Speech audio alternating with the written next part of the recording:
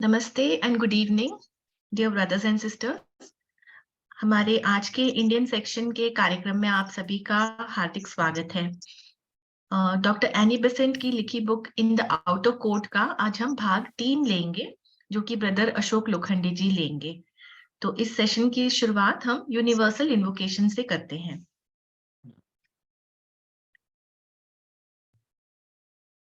O hidden life, vibrant in every atom. O hidden light, shining in every creature. O hidden love, embracing all in oneness. May each who feels himself as one with thee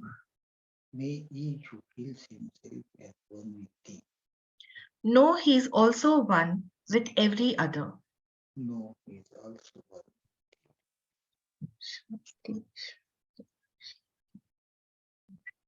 So welcome to all of you again. आज हमारे बीच फिर से brother Ashok Lokhande जी हैं, very senior member theosophical society के। Brother Ashok जी इन्होंने commerce में masters degree हासिल की है नागपुर यूनिवर्सिटी से, और ये फूड कॉर्पोरेशन ऑफ इंडिया से रिटायर हुए हैं बतौर मैनेजर। इन्होंने बहुत समय पहले 1984 में थियोसॉफिकल सोसाइटी ज्वाइन की थी और इसकी लाइफ मेंबरशिप प्राप्त कर ली थी। पूर्व में ये मराठी थियोसॉफिकल फेडरेशन के प्रेसिडेंट रह चुके हैं और पश्चिम में जो थियोसॉफिकल प्रोपगेशन कमेटी थी उसके ये चेयरमैन भी रहे हैं। तो इतने प्रतिभा संपन्न हमारे ब्रदर अशोक लोखंडे जी वर्तमान में नेशनल लेक्चरर है इंडियन सेक्शन के, और ये Nagpur lodge theosophical society Dhantoli के प्रेसिडेंट भी हैं। तो अशोक जी, आपका बहुत बहुत स्वागत है आज के सेशन में। आपसे रिक्वेस्ट करेंगे कि आप ये सेशन स्टार्ट करें। जी, आज की इस सभा में उपस्थित सभी भाई और बहनों का मैं मनपूर्वक स्वागत करता हूं तथा इंडियन सेक्शन की ओर से मुझे आपके समक्ष उपस्थित होने का अवसर प्रदान किया है, इसलिए आयोजकों का आभार व्यक्त करता हूं। सिस्टर विभा जी ने मेरा बहुत अच्छा परिचय दिया है, इसलिए मैं उनका भी आभार व्यक्त करता हूं। डॉक्टर एनी बेसेंट द्वारा लंदन में सन 1895 में दिए गए ये 5 भाषणों का यह पुस्तक रूप में किया गया संकलन है, जो इन द आउटर कोर्ट के नाम से प्रकाशित हुआ है। डॉक्टर बेसेंट द्वारा थियोसॉफी के मार्ग से उस अध्यात्म मार्ग पर जो मनुष्य का अंतिम गंतव्य है, वहां पर जाने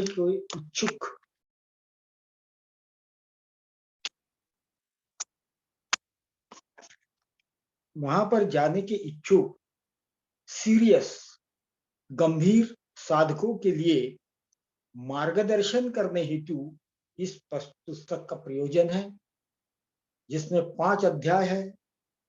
पहला है शुद्धि, दूसरा विचार संयमन, तीसरा है चरित्र निर्माण, चौथा है आध्यात्मिक कल्प और 5वां है प्रवेश द्वार, जिसमें से पिछली 2 सभाओं में हमने प्रथम भाग और द्वितीय भाग का अध्ययन किया है, जिसमें हमने देखा है कि मुक्ति मंदिर के बाहरी प्रांगण में आए हुए साधकों के लिए पिछले अध्यायों में शुद्धि तथा विचार संयमन के संबंध में डॉक्टर एनी बेसेंट द्वारा दिए गए मार्गदर्शन पर हमने विचार किया है। उसमें यह देखा गया है कि सर्वसाधारण सभ्य विचारक तथा सुसंस्कृत व्यक्तियों के नजरिए से शुद्धि और विचार संयमन के संबंध में तथा एक योगी या इस मार्ग पर चलने की इच्छुक साधकों के दृष्टिकोण में एक आयामगत अंतर है, डायमेंशल उसमें अंतर है। योगी का दृष्टिकोण इन सारी चीजों के प्रति अलग होता है। एक सांसारिक सभ्य व्यक्तियों का दृष्टिकोण अलग होता है। साधारणतः प्रचलित अर्थ और समझ से यह मार्गदर्शन अधिक व्यापक तथा गहरा है। इस मार्ग पर चलने हेतु तैयार व्यक्तियों निसर्ग नियम तथा प्रकृति के अनएक्सप्लेन्ड लॉज ऑफ नेचर का प्रारंभिक ज्ञान होना अपेक्षित है और जरूरी भी। और थियोसॉफी में बहुत कुछ प्रकृति के रहस्यों पर प्रकाश डाला गया है। रहस्य के ऊपर से पर्दा उठाकर मानव जाति को यह ज्ञान सुलभ कर दिया है। पिछले अध्याय में प्रकृति के नियमों तथा हमारी समझ में जानने में जो अंतर पड़ता है, जिसका जिक्र हिमालयन योगी राम के संस्मरण का एक उदाहरण देकर उनको हुए साक्षात्कार के संबंध में उन्होंने जो आश्चर्य व्यक्त किया वह चिंतनीय है, मननीय है। उन्होंने कहा है कि जीवन और प्रकृति के जिस रहस्य की खोज करने में मैंने वर्षों बिताए, वह एक अति साधारण घटना द्वारा प्रकृति के उस रहस्य का मुझे बोध हुआ। वे कहते हैं कि मैं अमेरिका के एक दफ्तर में किसी अधिकारी को मिलने गया था। देखिए, जब आदमी साधना करता है, बहुत सारा प्रयास करता है इस मार्ग पर चलने का, लेकिन वो निश्चित अवधि, निश्चित घटना किस समय घटित हो जाएगी इसका हमें ज्ञान नहीं होता। और जिसको हम जिंदगी भर खोजते रहते हैं, एक छोटी सी घटना से कैसे हमको साक्षात्कार जैसा हो जाता, बोध हो जाता, ये उन योगी ने अपने अनुभव में लिखा है। अमेरिका के दफ्तर में किसी अधिकारी को वे मिलने गए थे। वहां पर उनके केबिन में एक कांच का दरवाजा लगा था। वो लिखते हैं, मैंने उसे धक्का दिया लेकिन वो दरवाजा नहीं खुला।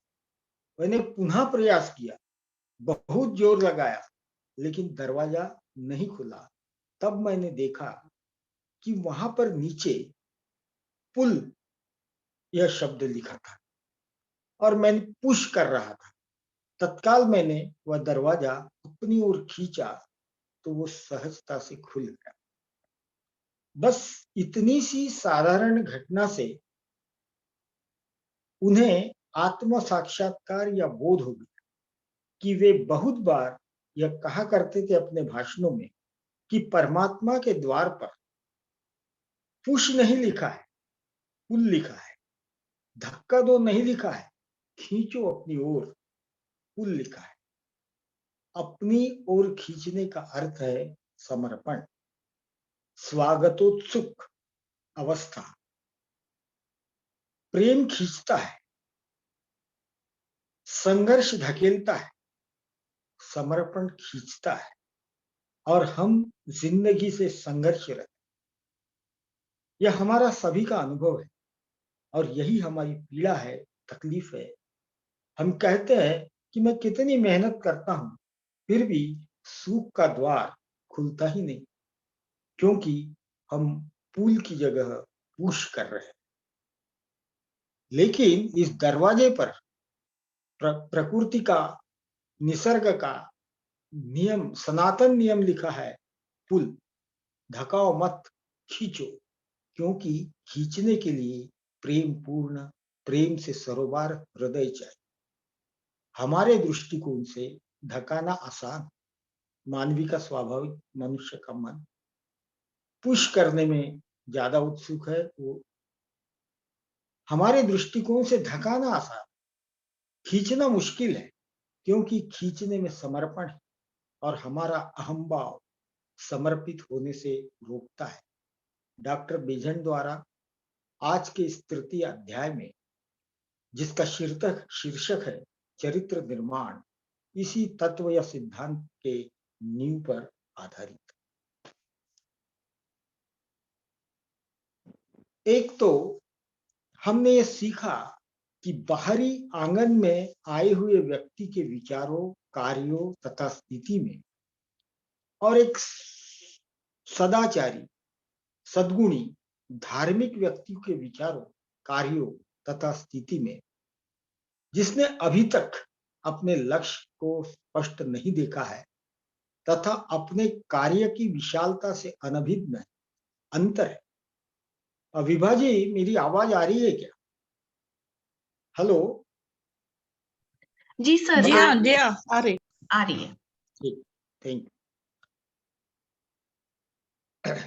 जैसे उन्होंने कहा है, एक तो हमने यह सीखा कि बाहरी आंगन में आए हुए व्यक्ति के विचारों, कार्यों तथा स्थिति में और एक सदाचारी, सद्गुणी तथा धार्मिक व्यक्ति के विचारों, कार्यों तथा स्थिति में जिसने अभी तक अपने लक्ष्य को स्पष्ट नहीं देखा है तथा अपने कार्य की विशालता से अनभिज्ञ है, अंतर है। यहाँ पर सभी गुणों का वर्णन उस दूसरे दृष्टिकोण से किया जा रहा है जो घेरे के अंदर आए हुए व्यक्ति का है। उन्होंने कहा है कि इस प्रांगण में, अध्यात्म के प्रांगण में जो पहुंचा है उसके अनेक जन्मों की साधना है, रस है, प्रयास है, तभी वो आया है। तो उसका जो दृष्टिकोण है और सर्वसाधारण सामाजिक, जिनको हम अच्छे भले लोग कहते हैं, इनका दृष्टिकोण में एक भेद है, एक अंतर है। साथ ही हमें यह भी अच्छी तरह समझ लेना चाहिए कि इन गुणों का वर्णन करने में लक्ष्य यह नहीं है कि यह सारा का सारा कार्य बाहरी आंगन में रहते हुए ही मंदिर का द्वार पार करने के पहले पूरा करना, अपितु इस कार्य का अधिकांश तो मंदिर के अंदर जाकर ही पूरा हो सकेगा। परंतु एक बात और हमें स्पष्ट रूप में समझ लेनी है कि यद्यपि भवन अंदर जाके बनेगा, परंतु नींव बाहर ही पड़ेगी। रंग अंदर जाकर भरे जाएंगे, किंतु रेखाएं तो प्रांगण के बाहरी किले या मंदिर के प्रांगण में ही खींची जाएगी। अर्थात साधक के सम्मुख उस आदर्श का एक पूरा और स्पष्ट चित्र होना चाहिए जिसे उसे प्राप्त करना है।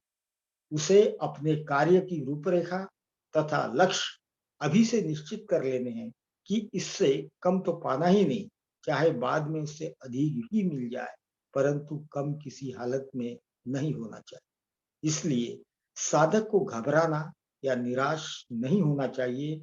द्वार पार करने के बाद भी उसे कई जन्म लेने होंगे।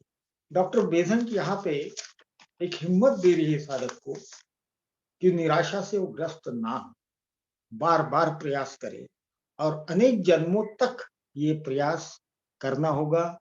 इसके बाद भी अनेकों जन्म हमें लेना होगा जब वह इन रेखाओं में रंग भर सकेगा। हाँ, इतना अवश्य है कि रूपरेखा बाहरी घेरे में ही पूरी की जानी चाहिए। अब चरित्र निर्माण के विषय को समझे। यह तो हम पहले ही देख चुके हैं कि अपने पिछले जन्मों में साधक एक गुणवान तथा धार्मिक व्यक्ति रह चुका है, अर्थात वह दुर्गुणों से मुंह मोड़ चुका है। अब इस बाहरी घेरे में आने के बाद दुर्गुण से उसका तनिक भी संबंध नहीं रहा है। सही मार्ग ग्रहण करने में उससे भूल हो सकती है, परंतु कम से कम गलत मार्ग पर वो नहीं जाएगा। बुराई से वो सदा के लिए मुंह मोड़ चुका है, परंतु अब उसे कुछ निश्चित गुण अपने अंदर लाने हैं। उन सद्गुणों को निर्माण करना है जो मानवता के सेवक तथा उद्धारक के अंदर अवश्य ही विद्यमान होने चाहिए। अभी तक उसका कार्य नकारात्मक यानी दुर्गुणों को निकालने का था, अब स्वीकारात्मक सद्गुणों को बढ़ाने का होगा। हम थियोसॉफी भी ज्वाइन किए हैं। दुनिया में सारे आकर्षण चकाचौंध को छोड़कर बहुत सारे लोग अपनी युवावस्था में थियोसॉफी को ज्वाइन किए हैं। इस दिशा में उनका प्रयास, अभ्यास, खोज ये इस जन्म की नहीं है। वो कई जन्मों से इस मार्ग पर चल रहे हैं। पिछले अनेकों जन्मों में अपने अंदर के जो दुर्गुण हैं, वो उन्होंने बलात् प्रयासरत रह के निकाल चुके हैं और इस मार्ग पे आगे बढ़ने का वो प्रयास कर रहे हैं। और इसीलिए इस जन्म में उनको इस विभाग में रुचि है। इस अवस्था तक पहुंचे हुए व्यक्ति की सबसे बड़ी विशेषता है कि उसका निश्चित लक्ष्य और उस लक्ष्य की प्राप्ति के हेतु समझदारी के साथ, लगन तथा उत्साह के साथ कार्य करता है। वह अपने गंतव्य को देख चुका है, समझ चुका है और अब कोई भी शक्ति उसे अपने मार्ग से हटा नहीं सकती।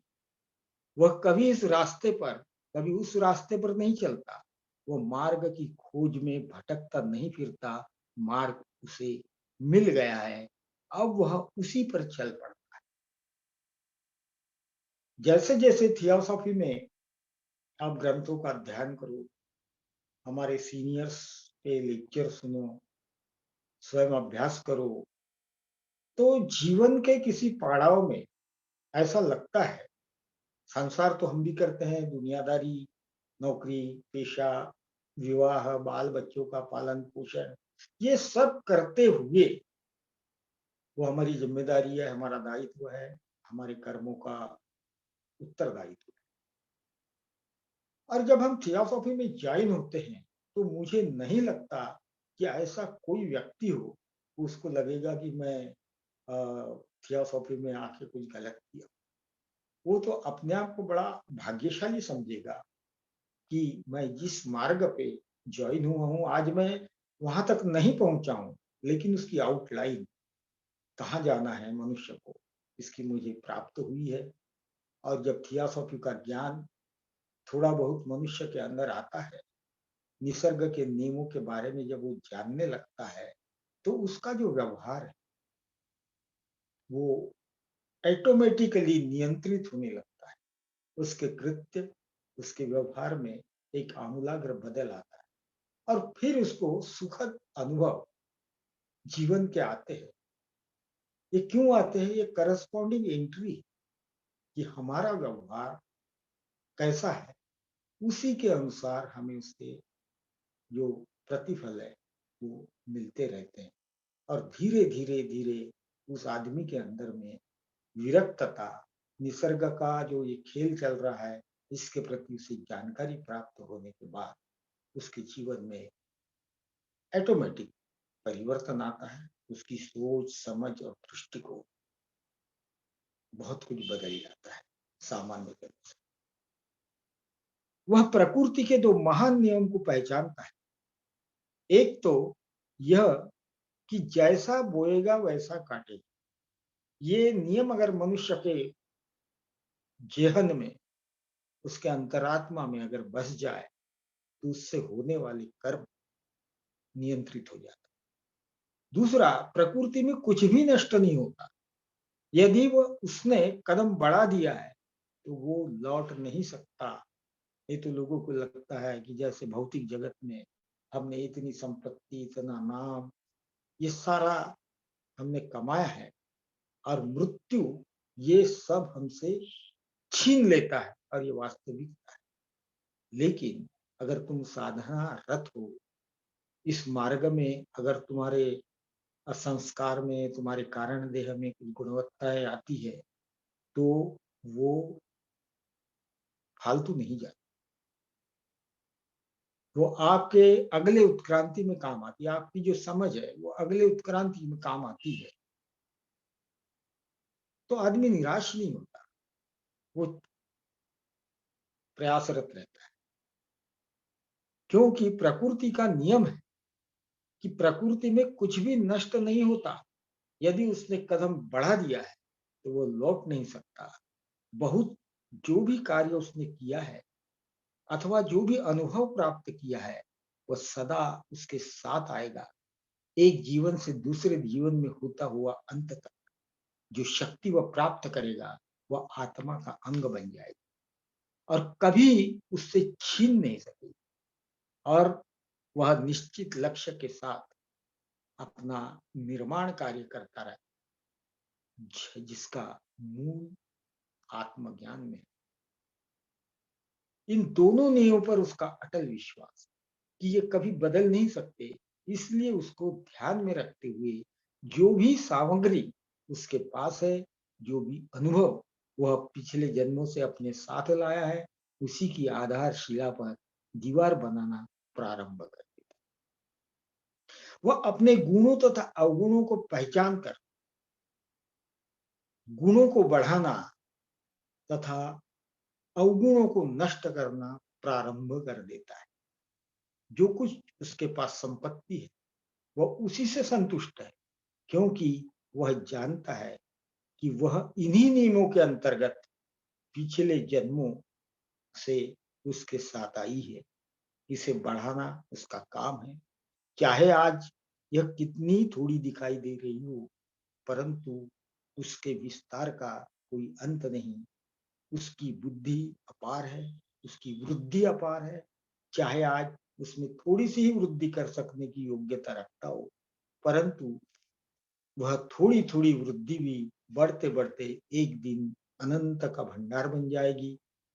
यह कार्य एक मूर्ति बनाने के समान है, जिसका साचा डाई डाई जिसको हम कहते हैं, पहले से ही तैयार है। डॉक्टर बेझंड इस लेक्चर के माध्यम से उन साधकों का हौसला बढ़ा है, हौसला अफजाई कर रही है, क्योंकि ये कुछ ऐसी चीज नहीं है कि जो अनुभव अपने किसी को वस्तु रूप में दिखा सके।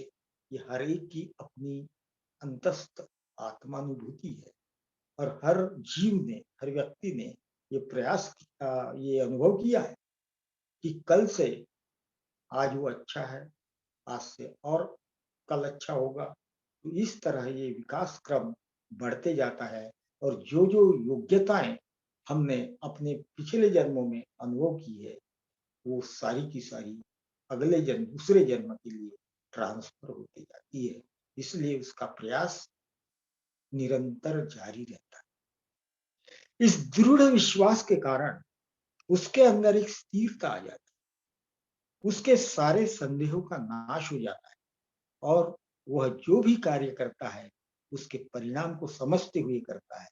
उसके स्वभाव में जल्दीबाजी नहीं होती, तुरंत फल न मिलने पर अधीरता नहीं आती। वह अनंत काल तक प्रतीक्षा कर सकता है, क्योंकि वह जानता है कि नियम अटल है। इसके लिए उसके कार्य का परिणाम भी निश्चित समय पाकर जो सबके लिए लाभप्रद है अवश्य होगा। यह विश्वास उसे फल की चिंता से मुक्त कर देगा, और वह निष्काम हो जाता है। निसर्ग नियम अगर समझ में आ जाते हैं तो बहुत से वर्च्यू, बहुत सी गुणवत्ता हमारे अंदर अपने आप ही आ जाती है।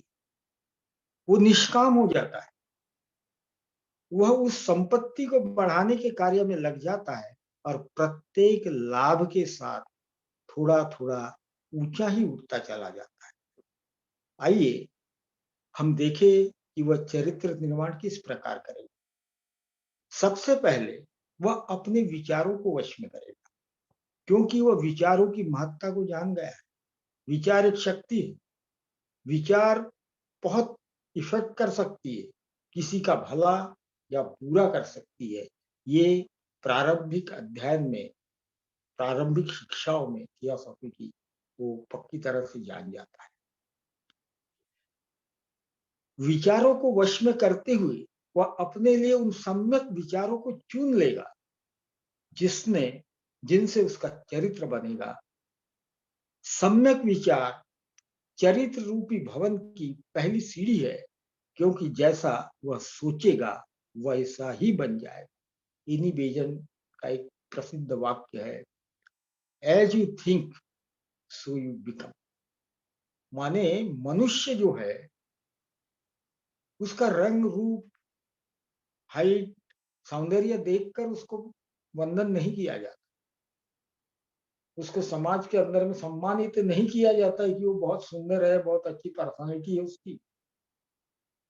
उसके विचार कैसे, वो विचार ही आदरणीय होते हैं, विचार ही वंदनीय होते हैं, और उस विचार से अच्छी विचारों वाला व्यक्ति देह की दृष्टि से कुरूप हो, अगली हो, लेकिन सुंदर विचार अगर उसके हैं लोगों के प्रति, तो वो आदरणीय और सम्माननीय होता है।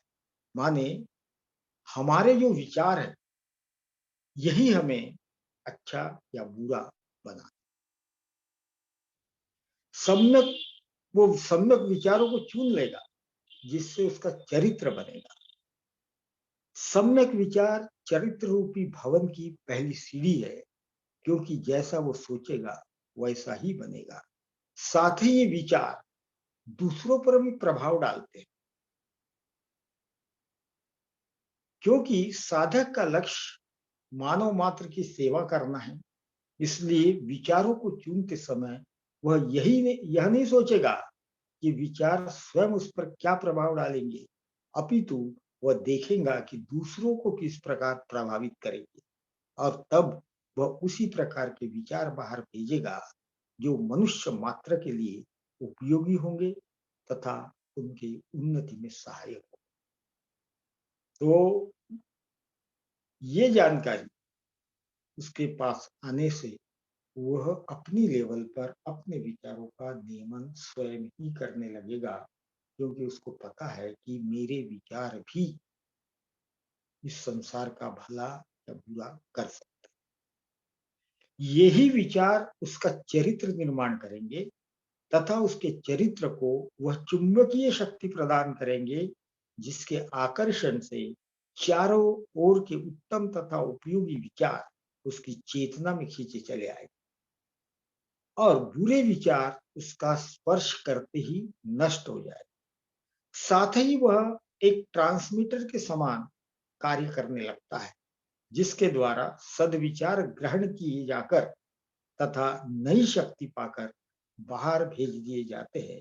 इस प्रकार वह केवल सद्विचार उत्पन्न करके ही सहायता नहीं करता, अपितु उन विचारों के द्वारा भी सहायता करता है जिन्हें वह ग्रहण करता है, पोषण देता है और पुनः बाहर भेज देता है। इस प्रकार सेवा कार्य करते हुए उसका चरित्र भी दृढ़ होते जाता है, दिन ब दिन दृढ़ से दृढ़तर होते जाता है।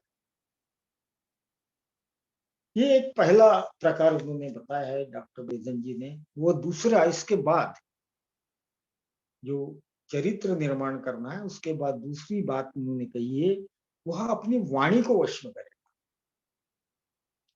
एक साधक की वाणी का सबसे बड़ा गुण सत्य होना चाहिए। निर्बाध सत्य, सत्य साधक के जीवन का अभिन्न अंग बन जाना चाहिए।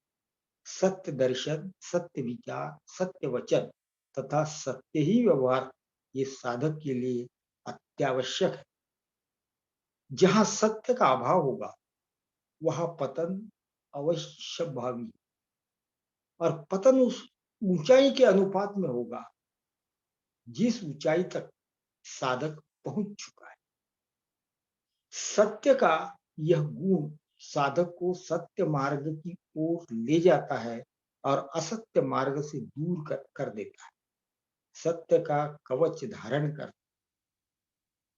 सत्य का कवच धारण कर लेने के बाद जगत के विभिन्न धोखे और शान शौकत उस पर कोई प्रभाव नहीं डाल सकते, क्योंकि मनसा वाचा कर्मणा, सत्य का अभ्यास करने पर ही वो आध्यात्मिक दृष्टि उत्पन्न होती है, जो सभी भ्रमों को क्षण भर में छिन्न भिन्न कर देती है। भ्रम के उन आवरणों को जो जीव चारों ओर से घेरे है, तोड़कर भीतर तक, भीतरी तह तक जा पहुंचता है। सत्य का अनुसरण किए बिना असफलता ही हाथ लगेगी, इसलिए सत्य की पहली सीढ़ी। ये डॉक्टर बेजन जी का मार्गदर्शन कि किन किन चीजों से आपको गुजरना होगा, क्योंकि ये मार्ग इतना आसान नहीं है, और इस पर चलने के लिए ये सारी गुणवत्ताएं हमें अर्जित करना होगा, स्वयं अर्जित करना होगा। कोई गुरु, कोई बाबा आपके सर पर हाथ रख दे और आप बुद्धत्व को उपलब्ध हो जाए, ये असंभव है, प्रकृति के नियम के विरुद्ध है। इसलिए हर जीवात्मा को अपनी मुक्ति के प्रांगण में पहुंचने के लिए, मुक्ति मंदिर के प्रांगण में या मुक्ति मंदिर में पहुंचने के लिए ये सारे गुणवत्ताएं, सारे वर्चू स्वयं अर्जित करना होगा। और उसी के लिए ये जन्म जन्मांतर की जो परंपरा है, जन्म मृत्यु का जो एक साइकिल है, वो उसी के लिए। अब सत्य के ऊपर उन्होंने ये किया है कि सत्य के साथ साथ वाणी में विनय का होना भी अत्यावश्यक है। सत्यम वद सत्यम ब्रूयात प्रियम ब्रूयात, यह कथन सर्वथा सत्य। यह आवश्यक नहीं कि सत्य अप्रिय ही होना चाहिए, जैसी कि धारणा है। हम समाज के अंदर में, हमारे परिवारजनों के अंदर में सत्य बोलने का एक हथियार के रूप में उपयोग करते हैं। क्या? अगले को लज्जित करने के लिए। क्यों? ये सत्य नहीं। लेकिन आदेश ऐसा है शास्त्रों का कि सत्यम ब्रूयात प्रियम ब्रूयात, यह कथन सर्वथा सत्य है। यह आवश्यक नहीं कि सत्य अप्रिय ही होना चाहिए, जैसी कि धारणा है, अपितु जितना अधिक सत्य का अंश वाणी में हो, उतनी ही अधिक इस बात की आवश्यकता है कि वह विनय युक्त भी, मीठी हो।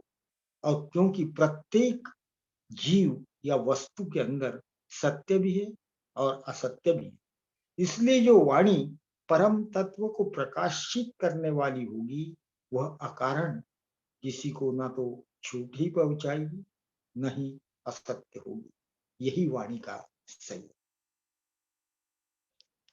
इस तरह से उन्होंने बहुत कुछ मार्गदर्शन गहरे में, यही वाणी का बलिदान है, ऐसा वो कहते हैं, सेक्रीफाइस है, अर्थात मौन है।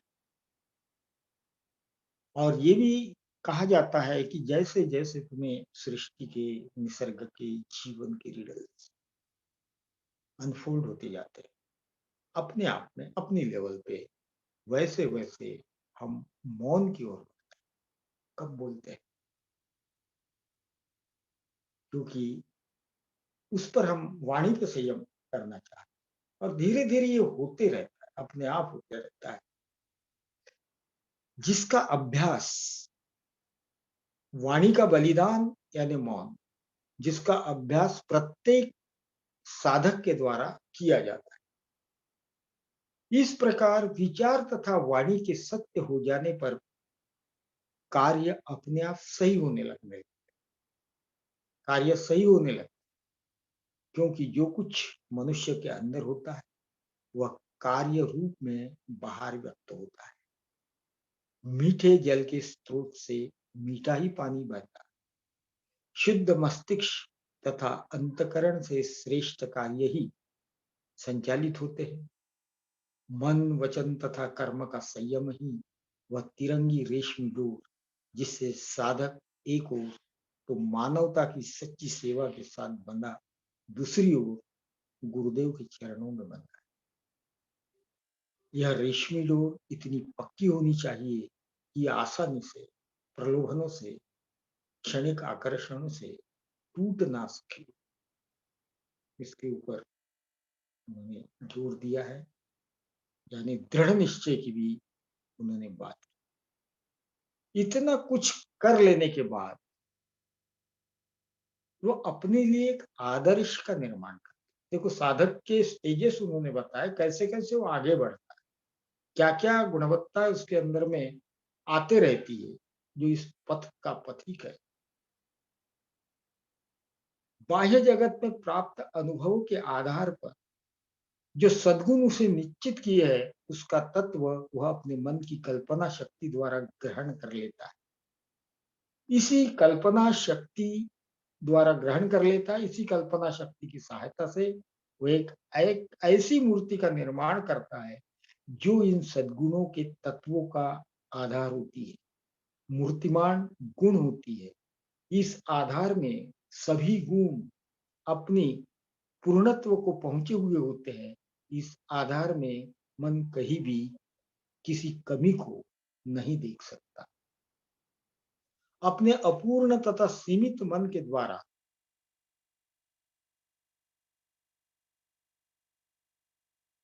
अपने अपूर्ण तथा सीमित मन के द्वारा वो पूर्णता की जिस सीमा तक पहुंच सकता है, वहां तक पहुंचकर वह इस मूर्ति को गढ़ता है और यही उसका आदर्श होता है, जहां तक मन की महत्वाकांक्षाएं से ले जाती है।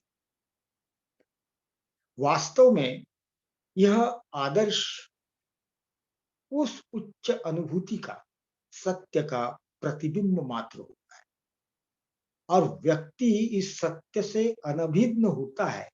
लेकिन आदर्श चाहे कितना ही अपूर्ण क्यों न हो, उसके लिए वह आदर्श ही होता है, जिसके अनुसार वह अपने चरित्र का निर्माण करता है।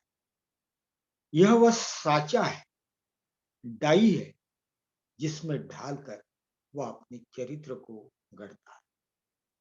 जैसा साचा होगा वैसा ही बर्तन या मूर्ति बनेगी, जैसा आदर्श होगा उसी के अनुरूप चरित्र का निर्माण होगा। इसलिए आदर्श को सन्मुख रखना आवश्यक। व्यक्ति वही बनता है जो वह सोचता है। थियोसॉफी का एक प्रसिद्ध वाक्य, as you think so you become. इसको जब हम समझ जाते हैं तो बुरे विचार, दुर्भावना से भरे हुए विचार जब भी हमारे अंदर प्रवेश करने का प्रयत्न करते हैं तो हम संयत हो जाते, सावधान हो जाते, ये ठीक नहीं। व्यक्ति वही बनता है जो वह सोचता है। इसलिए आदर्श का निर्माण करके निरंतर उन गुणों का चिंतन करते रहने से वे गुण व्यक्ति में अपने आप आ जाते हैं। इसलिए आदर्श का निर्माण भी अत्यंत आवश्यक है। अब प्रश्न ये उठता है कि आदर्शोन्मुख चरित्र निर्माण किस प्रकार संभव है। आगे डॉक्टर बेजेंट उसमें मार्गदर्शन करते हैं कि निश्चय ही उसका उत्तर है मनन के द्वारा, निश्चित उद्देश्य के साथ, समय नियत करके और उस समय से न डिगते हुए साधक प्रतिदिन अपने आदर्श के विषय में चिंतन करता है। वह अपना मन उस आदर्श की ओर एकाग्र कर लेता है, प्रतिदिन उसकी रूपरेखा का ध्यान करता है तथा उस पर विचार तथा मनन करता है और तब उसके अंदर वह श्रद्धा तथा महत्वाकांक्षा पैदा होती है, जिसे पूजा कहे, इबादत कहे,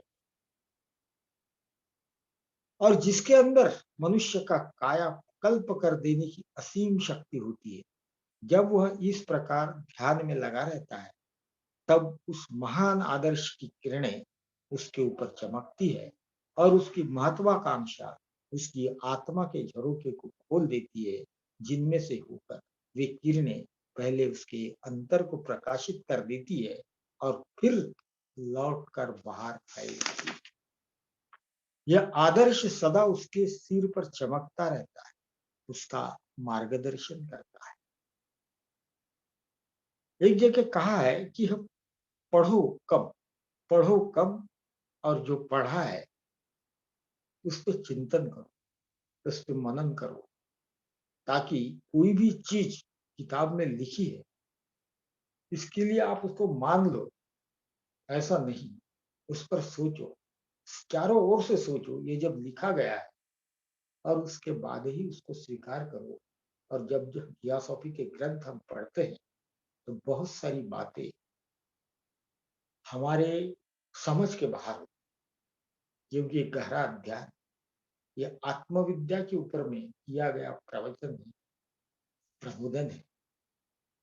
तो बहुत सारी बातें ऐसी होती है कि जो हमारे तुरंत समझ में नहीं आती, लेकिन उस पर हम अनेकों एंगल से अगर उस पर मनन चिंतन करें तो धीरे धीरे उसके सही अर्थ हमें पता चलता है। इसलिए कहते हैं कि आप पढ़ो एक पैराग्राफ 10 मिनट और उस पे 2 घंटा आप उस पे चिंतन करो।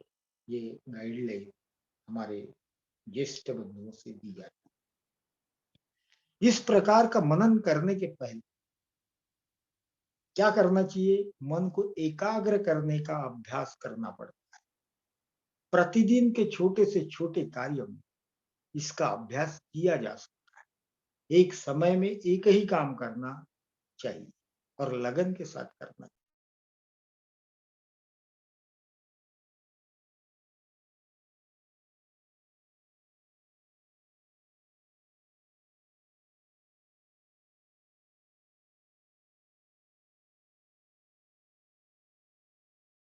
अशोक जी, आप म्यूट हो गए हैं, अनम्यूट कर लीजिए अपने आप को।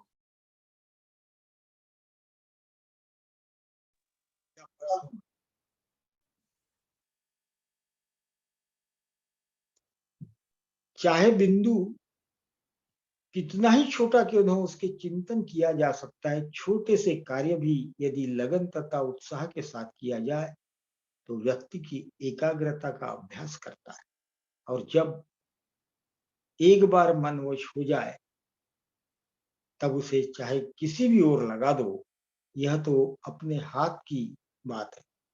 जब कोई बड़ा कार्य सामने आता है तब तो व्यक्ति पूरी शक्ति से पूरे ध्यान से उस ओर लग जाता है, जिससे कि वो कार्य भली भांति संपन्न हो सके।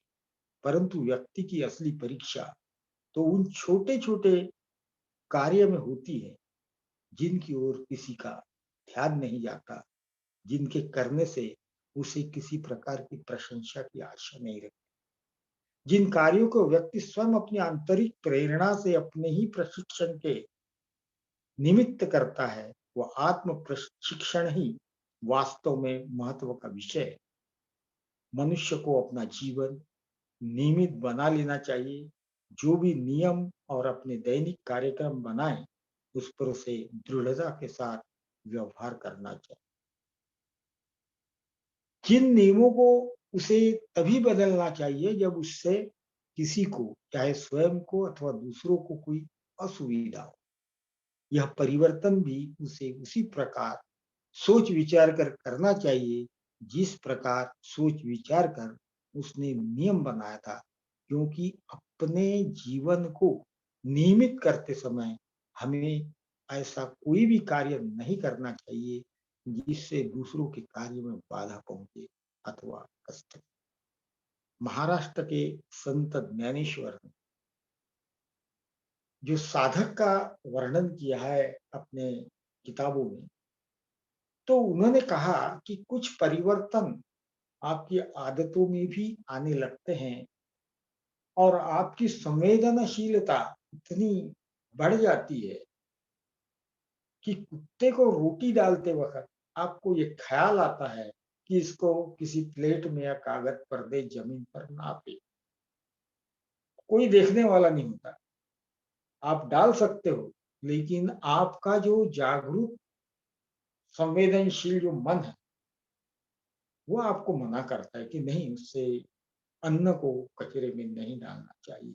और आप कहीं से इधर उधर से कागज का टुकड़ा ढूंढ कर उस अन्न को उसके ऊपर रखते हो।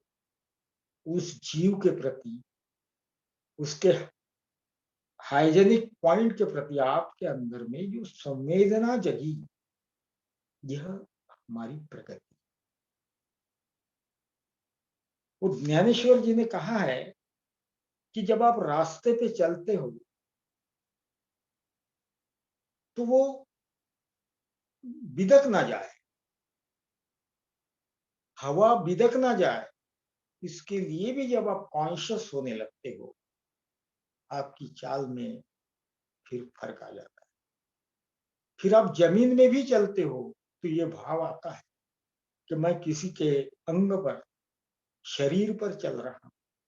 और जिस तरह से पुराने जमाने में हम जब छोटे बच्चे थे तो हमारे पिताजी, माताजी, उनको अकड़न हुई या पीठ में दर्द हो रहा तो वो हमें बुलाते थे और कहते थे, यार थोड़ा मेरे पीठ पर चलो। और उस वक्त का जो चलना है हमारा, कि हम ये पूरे सावधानी के साथ उनके पीठ पे चलते थे कि कहीं इन्हें जख्म ना हो जाए, कहीं ये दुखी ना हो। ऐसी संवेदना लेकर जब हम सड़क पे चलेंगे, रास्ते पे चलेंगे, पृथ्वी पे चलेंगे, तो ऐसी संवेदना को पृथ्वी भी रिस्पॉन्स करती, जवाब देती। जितने जितने तुम संवेदनशील हो जाओगे, निसर्ग के चीजों की संवेदना हमें अनुभूत होने लगती है। ये बात ज्ञानेश्वर महाराज ने कहा है। तो संवेदनशील होना वो अपने आप में प्रगति है। और यहाँ पर वो कहते हैं निवेदन जी, क्योंकि अपने जीवन को नियमित करते समय हमें ऐसा कोई भी कार्य नहीं करना चाहिए जिससे दूसरे का कार्य में बाधा पहुंचे अथवा उन्हें कष्ट हो। उदाहरण के लिए उन्होंने दिया है, सुबह सोकर उठने का नियम ले सकते हैं। अच्छी तरह सोच विचार कर उपयुक्त नियम निश्चित कर लो और उस पर अटल रहो। शरीर की इच्छा तथा आलस्य के वशीभूत मत। कुछ समय के अभ्यास के पश्चात यदि तुम्हें ऐसा प्रतीत होता है कि समय का निर्धारण ठीक नहीं हुआ तो उसे बदल दो, परंतु बदलो सोच समझ कर ही, भावना अथवा इच्छा के वशीभूत होकर नहीं।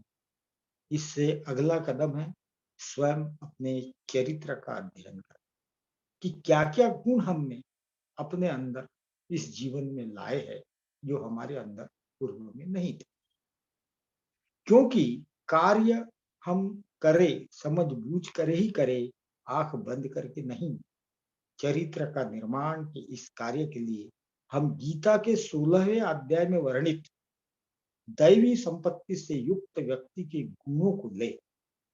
उन्होंने गीता का एक उदाहरण दिया है और इस 16वें अध्याय में उन्होंने 26 प्रकार के गुण बताए हैं और हर साधक को ये अपने अंदर टटोलना है, इसमें से कितने गुण मेरे अंदर मैंने अर्जित किया है।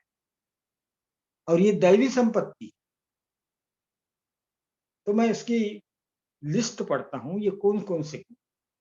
एक है अभय, शुद्ध बुद्धि, स्थिर बुद्धि, दान, दम, यज्ञ, स्वाध्याय, तप, आर्जव, अहिंसा, सत्य भाषण, अक्रोध, त्याग, शांति, अपशैन्य, दया, अलोलुपत्व, मार्दव, ह्रीम, अचापल्य, तेज, क्षमा, धृति, शौचम, अद्रोहम, नीतिमत्ता। ये 26 जो गुण हैं वो मनुष्य के अंदर आते हैं, आने चाहिए इस मार्ग के ऊपर। तो हमें टटोलना है, क्योंकि किताब हम पढ़ने के लिए नहीं, अपने आप को टैली भी करना कि इनमें से कितने गुण को हम अर्जित कर सके। कई जन्म हमने बिताए हैं और आगे बिताना है, तो प्रयास हमें ये करना है कि 26 गुणों से जब हम परिपूर्ण हो जाएंगे तब हम इस साधना पथ पे, इस मुक्ति मंदिर में कदम रखने की योग्य हो जाए। अभी इसके जो व्याख्या की है ये गुणों की, वो मैं फिर से पढ़ता हूं। अभय, जिसमें एकत्व की भावना आत्मसात हुई है और वह अहंकार से ग्रस्त नहीं, उसको बोलेंगे अभय। अभय तब आता है जब मैं किसी का बुरा नहीं करता, सबके प्रति मैं प्रेममय होता हूं, तो क्यों मेरा बुरा कोई चाहेगा। इसलिए मेरे शत्रु नहीं होते और मैं भय से मुक्त हो जाता हूं। शुद्ध बुद्धि, जिसके संकल्प व विकल्प समाप्त हो गए, अब कुछ मांगने को, कुछ ये करने का रहा नहीं, ऐसा व्यक्ति। स्थिर बुद्धि, जिसकी ज्ञान योग पर बुद्धि स्थिर हो चुकी।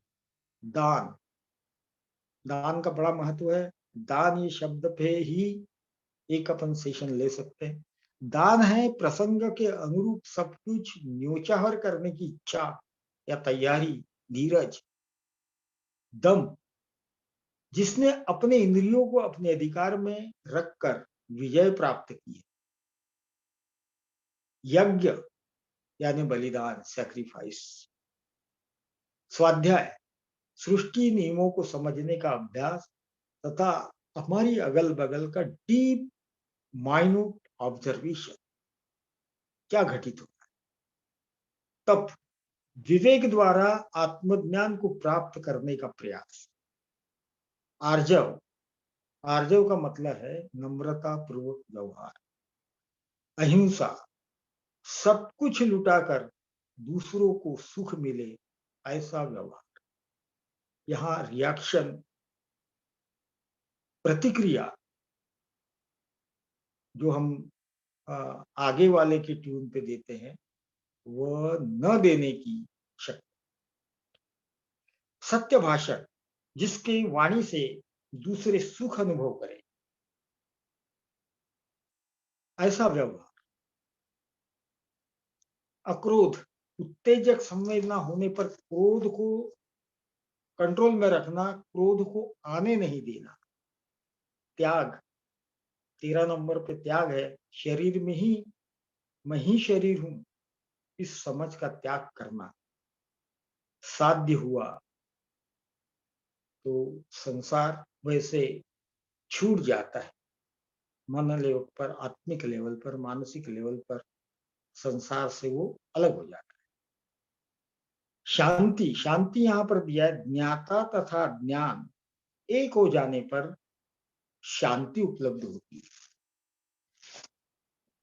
अपशैन्य, अपशैन्य का अर्थ है दूसरों को तुच्छ समझने की भावना से मुक्त तथा दूसरों के दोषों को नजरअंदाज करके प्रेम पूर्ण व्यवहार करने की योग्यता। दया, दूसरों के सुख में स्वतः सुख की अनुभूति करना तथा दूसरे का दुख कम करने का, हरण करने का प्रयास करने की भावना। अलोलुपत्व, विषयों की इच्छा से मुक्ति, माने लोभ मुक्त होना। मार्दव, सभी के प्रति प्रेम में रहना, जगत के जीवन विकास में सहायक बनना।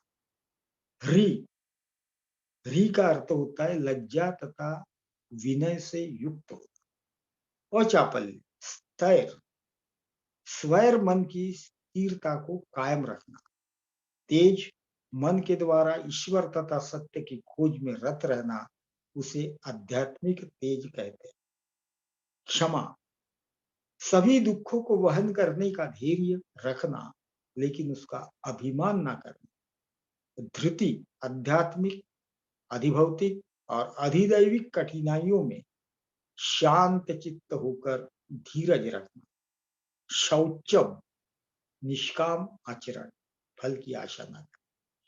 अद्रोहम, किसी की ईर्ष्या न करना, स्वार्थ हेतु दूसरे के नाश करने की सोच नहीं रखना।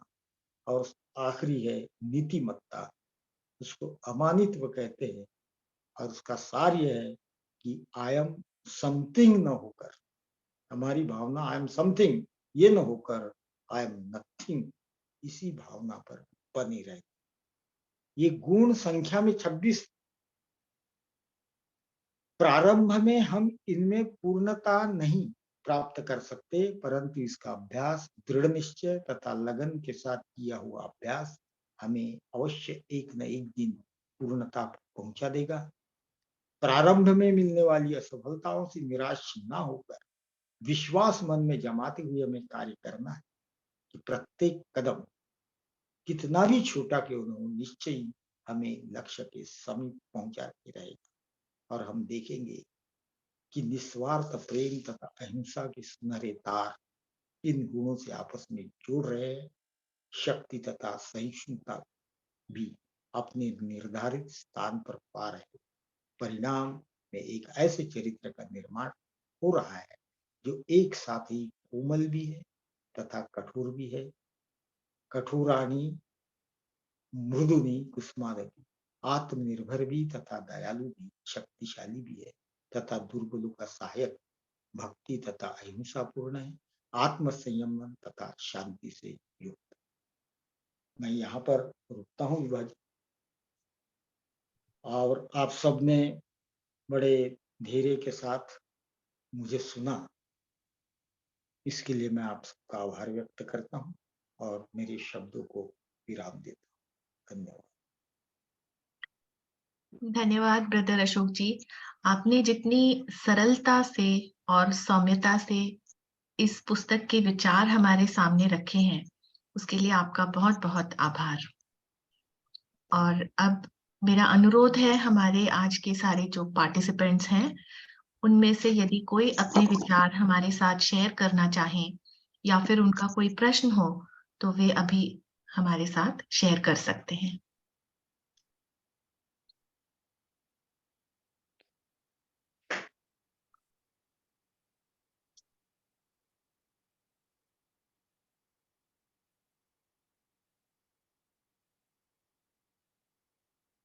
ये जो तीसरा अध्याय है इस पुस्तक का, चरित्र निर्माण, ये कोई एक जन्म का कार्य नहीं, बल्कि जन्मों से जो हम करते चले आ रहे हैं, अब हम उसको सजगता पूर्वक करें, यही इसका संदेश है। Very nice. सो मेरी रिक्वेस्ट है, कोई पार्टिसिपेंट्स कुछ अपने विचार प्रकट करना चाहें तो हमारे साथ कर सकते हैं। बंधु शिंदे जी यहाँ पर है जी उन्हें मैं आमंत्रित करता हूँ कि वो अपना इस पर कुछ प्रकाश डालें। बिल्कुल। Shinde sir, request your thoughts on this topic.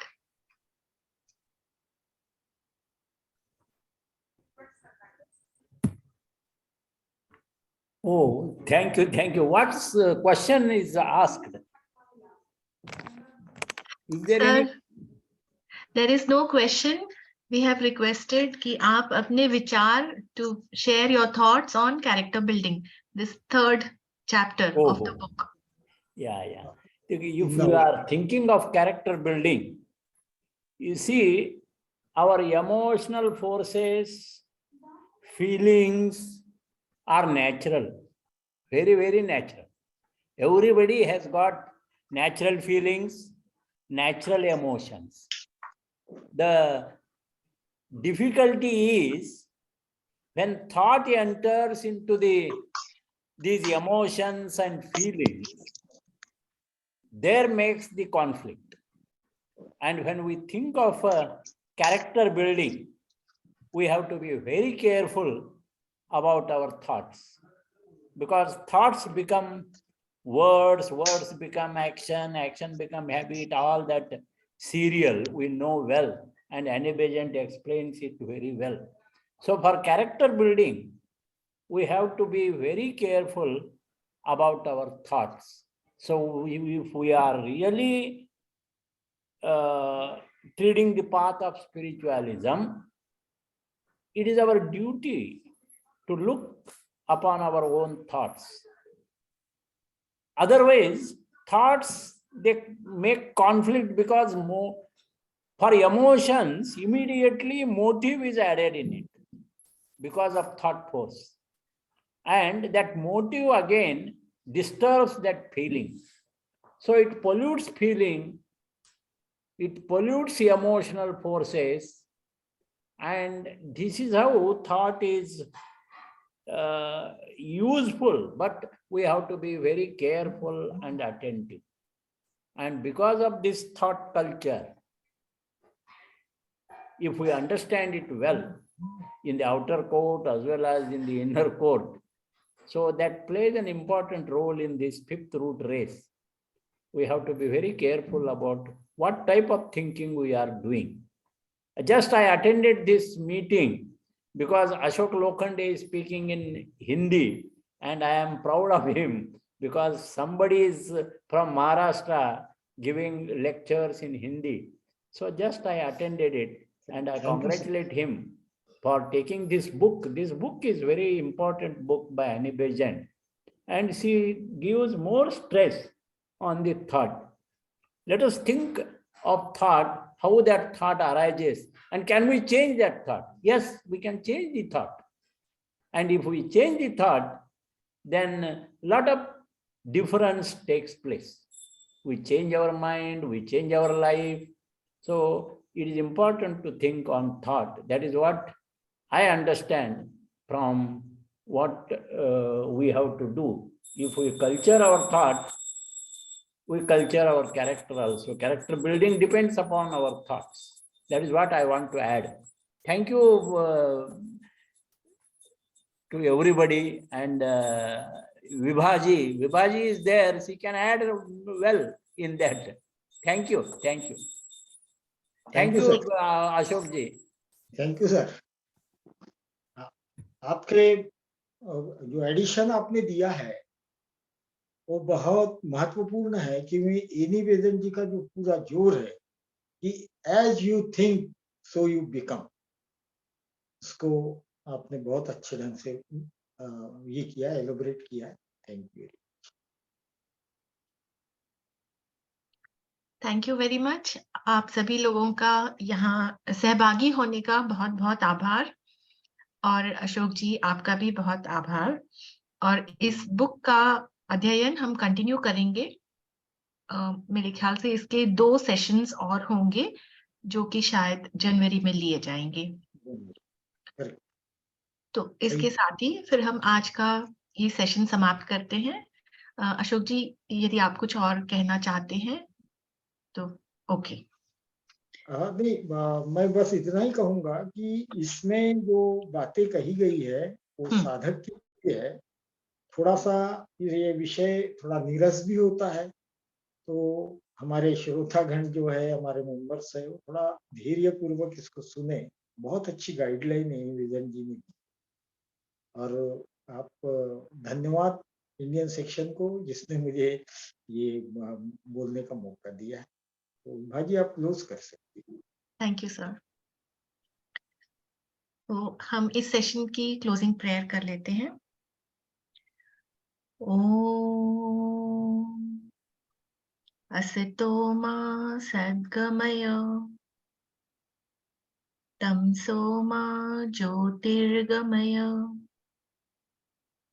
मृत्योर्मा अमृतं गमय. ओम सर्वेषां स्वस्तिर्भवतु, सर्वेषां शान्तिर्भवतु, सर्वेषां पूर्णं भवतु,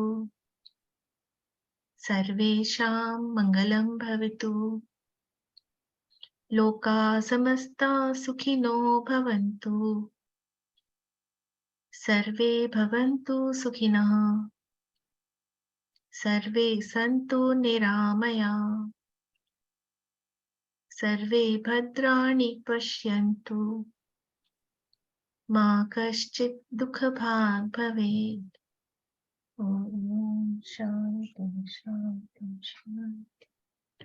Thank you all for joining. Namaste.